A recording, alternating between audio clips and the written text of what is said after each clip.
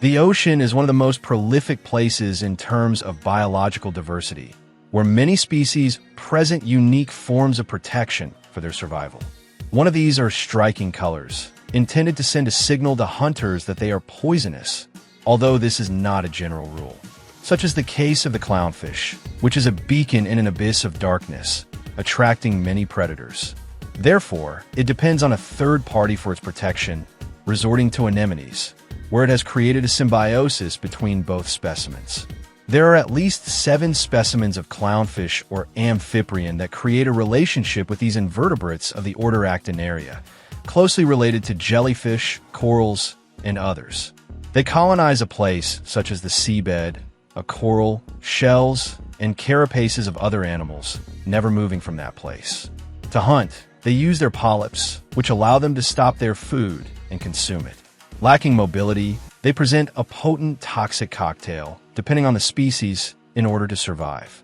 The best known of the fish that perform this symbiosis is the false clownfish, which creates a close relationship with 3 different anemones.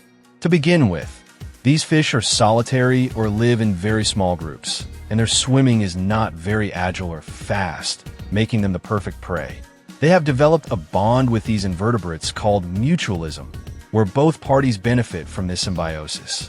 First, the clownfish becomes immune to the anemone's venom, achieving this by rubbing against them repeatedly, which grants it a superior immunity to the venom compared to what it has evolutionarily, to the point of producing a mucus that prevents it from being stung by the stingers of the anemone's tentacles. Thus, it becomes the perfect hiding place for this fish when it is being stalked, giving it a place to sleep and reproduce. Meanwhile, the anemone also benefits greatly. Unable to move, the clownfish serves as bait or irritates other fish, causing them to dare to come very close when they are in its lair, dying from the poisonous stingers that inject venom.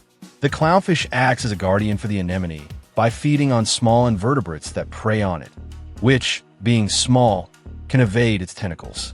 It also consumes parasites that could affect the anemone or deters larger predators such as sea turtles, which, upon seeing such a colorful fish, mistake it for dangerous prey, thus leaving the anemone in peace. When the fish feeds and leaves pieces too large for itself, it offers them to its host, so that it grows large and provides greater protection. An example that unity makes strength, and that helping each other allows them to survive, something they have done for a long time. That is the relationship between anemones and clownfish. I hope you enjoyed the video. If so, give it a like and share it so that more people get to know this channel. If you're new, I invite you to subscribe and don't forget to leave a comment or any questions that may have arisen. Thank you very much for watching this video. See you later.